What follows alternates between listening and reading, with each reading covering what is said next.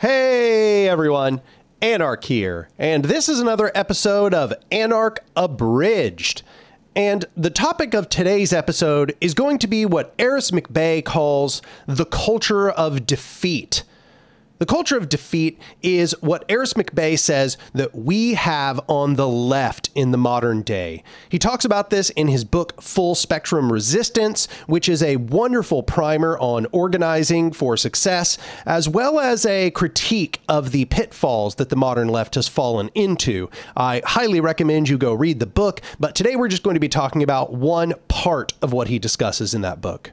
Also, if you value the work that I'm doing here on this channel, you should go become a patron at my Patreon, which is patreon.com/anarch. You could become a patron for any amount, $2, $5, $7, $10, $12, or $20, and any of these will be enormously helpful for the strength of the channel. I should also note that it will be enormously helpful because I've actually seen a drop in my income from the channel over the last couple months. I understand it's probably because we're on hard economic times, and also because my video output has been smaller than it has been in the past.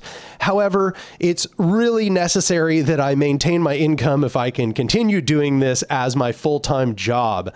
So if you want to contribute to the continuation of a full-time schedule on this channel, you should go over to the Patreon and become a patron. But anyway, that's it for the opening spiel. Let's get to the meat of the topic. So Aric McBay, in his book, Full Spectrum Resistance, talks about this concept of a culture of defeat, and he contrasts it to a culture of resistance. I'm not going to be going into what a culture of resistance looks like in this video, because that's a whole other topic, and it also sort of comprises all of his recommendations within the book. Instead, what I'm going to be doing in this video is talking about this culture of defeat that he discusses. The reason why I think this is important is that I think Aric McBay is correct in this critique, and I think it really needs to be understood and internalized in order for us to move forward as a successful resistance movement. But no reason to continue to delay. Let's talk about the 5 principles that he says are characteristic of a culture of defeat. The first principle on his list is personal purity. Personal purity is pretty much what it sounds like. It's the pursuit of your own personal purity. It's a very individualistic approach. In this pursuit, what you do is you focus on things that you individually can change about your lifestyle, rather than asking how your behaviors, your tendencies might actually contribute to a broader organizational ethos toward an attitude of solidarity and cooperation with others. He notes that personal purity is highly ineffective at actually getting anything done, and it contributes to almost all of the other factors on the list. More than this, it's actually extremely recuperable, because focus on individual choices is precisely what capitalism wants. Capitalism is happy to give you every single one of those consumer choices that you desire.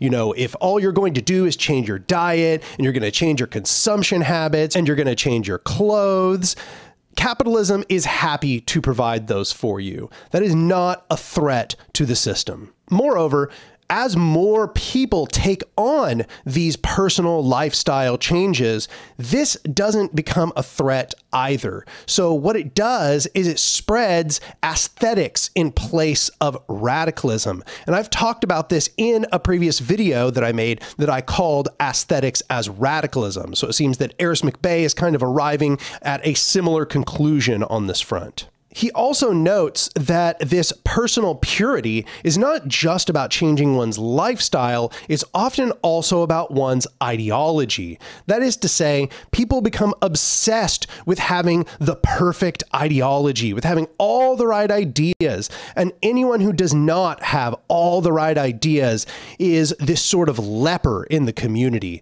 It leads to people focusing entirely upon their personal development rather than asking how their behavior might interface with a broader movement. He notes that this is not only a problem for anarchists, this is often a problem for authoritarian leftists as well. The authoritarian leftists become obsessed with having a single monolithic conception of the world that everyone within the vanguard has to hold in order for them to be part of the vanguard. They don't want any sort of plurality. They don't want any sort of diversity. There is this extreme pursuit of personal purity in the authoritarian left as well. As we will go on to inspect, one of the worst things about this approach is how it leads to a culture of exclusion. So this brings us to the second point, and I think this one is the most important of the 5 points, and that is horizontal hostility. So those who follow the channel might have some assumptions about what this phrase means, horizontal hostility. You know, in the terminology of the channel and of the work that I've written, this probably would just sound like hostility carried out by horizontal power structures, but that's actually not what Aric McBay is talking about. He is talking about hostility between people that are on basically the same level. It's hostility that is carried out horizontally rather than hierarchically, not from the bottom up, but towards one another as we all stand at the same level. This phrase, horizontal hostility, actually comes from the Black intersectional feminist scholar Florence Kennedy, and she characterized it as misdirected anger that should rightly be focused on the external causes of oppression. So horizontal hostility is essentially all of these organizers and activists taking out all of their anger about their own ineffectiveness on each other. It is a part of this culture of defeat because it essentially leads us to tearing one another down rather than focusing on our mutual enemies. And because this never leads to victory, all it does is it leaves people to repeat the process over and over and over ad infinitum, which splits people into smaller and smaller coalitions. You know, when you're not getting anything done, and when that ineffectiveness is what is leading you to the horizontal hostility to begin with, well, as your horizontal hostility actually leads to y'all being more ineffective, leads to you being more splintered, then you're going to double down on the horizontal hostility. You come to think that the problem is that your allies are insufficiently pure. And so then we get this personal purity all over again. And Aric McBay notes that this is actually even worse in radical spaces because radical spaces are full of people who are going to tend to be a little more assertive and combative and disagreeable because they're the sort of people who are willing to act when everybody was telling them that they shouldn't. So then it is much easier to get this horizontal hostility moving and to sort of get this engine of self-destruction churning. This then, in turn, leaves us to having a community that is highly stressful. Everyone treats everyone else as if they are skeptical of their allyship. Everyone is constantly judging one another. Everyone is constantly tearing each other down. It creates a culture where we are all looking for each other's flaws. And in that process, it creates a culture where we're all sort of walking on eggshells. We're all afraid of each other. And then this also leads to an even worse problem, and that is when new people come into this culture, they witness this horizontal hostility, and it scares them. They are not only disturbed to see how all of those radicals are treating each other, which then seems to undercut the possibility that they could ever achieve anything, but also they're afraid of how they're going to be treated as they enter this culture. They feel scrutinized. They feel stressed. This culture doesn't make them feel powerful. This culture makes them feel as if they are the potential villain, that they're just waiting for their opportunity to be torn down, or for some minor flaw in their ideology, for their personal purity to be insufficient. And so it is highly discouraging for new people as well. So this horizontal hostility really only has negative effects. It doesn't actually keep anybody safe. All it does is it makes us all more deprived, more isolated, more lonely. And this leads us to the next part in this list. The third thing on the list that Aric McBay has created is loneliness and withdrawal.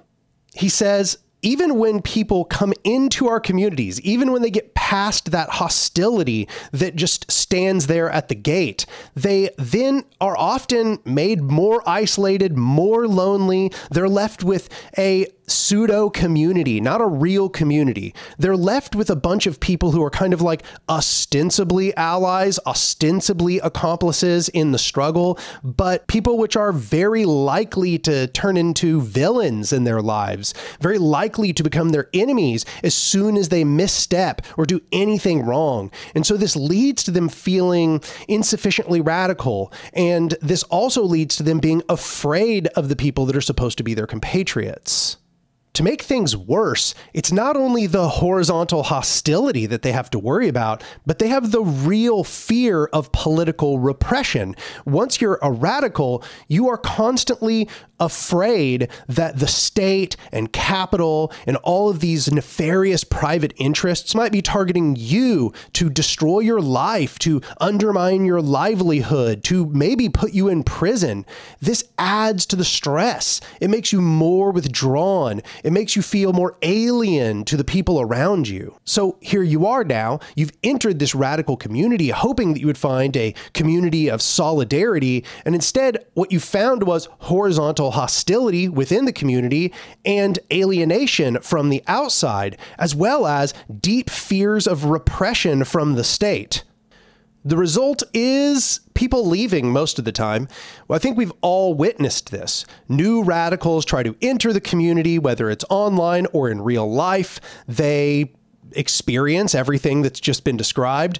And instead of trying to stick around in the community, they just dip. They just disappear. And usually they go find a place that is more apolitical, because in these apolitical spaces, people usually just bond over the things they agree on and the things that they enjoy together. And so what this does is it leads to a situation where we are de-radicalizing people. We are pushing them into non-political spaces. And I think we see this a lot in the broader society insofar as that people are sometimes very reactionary towards the discussion of these political issues, because all they want to do is just enjoy their life. They're tired of this extreme stress and conflict and disagreement and combative nature that comes along with all of these political issues. So instead, they withdraw into something that is escapist, and that is a problem.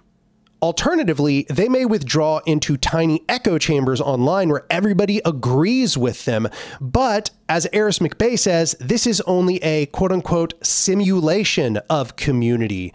What we find is that these communities, even when we have totally like-minded people around us, are often extremely exclusionary, extremely cruel and judgmental. And so even then, those tiny echo chambers we find where we feel safe are then splintered further and further and further by horizontal hostility, which creates more loneliness, which then creates more alienation and isolation. And it is a vicious cycle. So now we're coming around to number 4 on his list, and that is symbolic actions. So what Aric McBay says is that this culture of defeat tends to emphasize symbolic actions over meaningful actions that actually threaten power. Everything becomes focused around the spectacle. Everything is a big performance without any actual end goal in sight. And he says this comes from having no actual goals, or your goals being very vague. Somebody asks you what it is you're trying to achieve, and you just kind of give them these very wishy-washy sort of explanations that don't really give any concrete information for you or anyone else to grasp onto. As a result, given that you have no concrete goals, you're not really going to have a very concrete strategy either, because if you don't even know where it is that you're trying to get to, then you are clearly not going to be able to develop any sort of coherent strategy to get you from point A to point B. And so what do we get instead? Well, we get endless street protests that are just big performative marches and all kinds of empty performative acts and emphasis upon the spectacle. And this makes sense if you think about it, because if you have vague goals, that is to say, you don't even know what it is you're trying to achieve, and you also have no strategy, then these sort of acts of spectacle probably sound pretty good because you don't even know what an effective action might look like. So what you're going to do is focus on these sort of ineffective but easy actions, things that are flashy and might get the interest of journalists and things, but which don't actually provide any threat to the power structure. As a result, we get an ineffective movement, and this ineffectiveness then re-perpetuates all of these other aspects. So this then leads us to number 5, which is vague goals and no strategy. Aric McBay basically talks about how you can set your goals in the immediate term or the midterm or the long term, but you need to have concrete goals, because concrete goals are what allow you to develop a coherent strategy. And he says that where we've ended up these days is that people's short-term, midterm, and long-term goals are all very vague. They don't really have any substance to them. Or if you were to interrogate them more closely, people would just have no good answers. And so clearly they are not going to be able to develop a strategy around these goals that they don't even seem to understand. Indeed, many organizers seem to have come to fetishize the abstractness or vagueness of their goals. And this then leads to the very same problems all being exacerbated. So you have vague goals and no strategy. Therefore, you also don't know what an effective action would look like. You are obsessed with acts of spectacle and repetition of performance. You are all angry at each other all the time, and you're constantly at combat with your fellow organizers rather than the enemy. And this leads to loneliness and isolation. And these things all just feed into one another. This is the culture of defeat.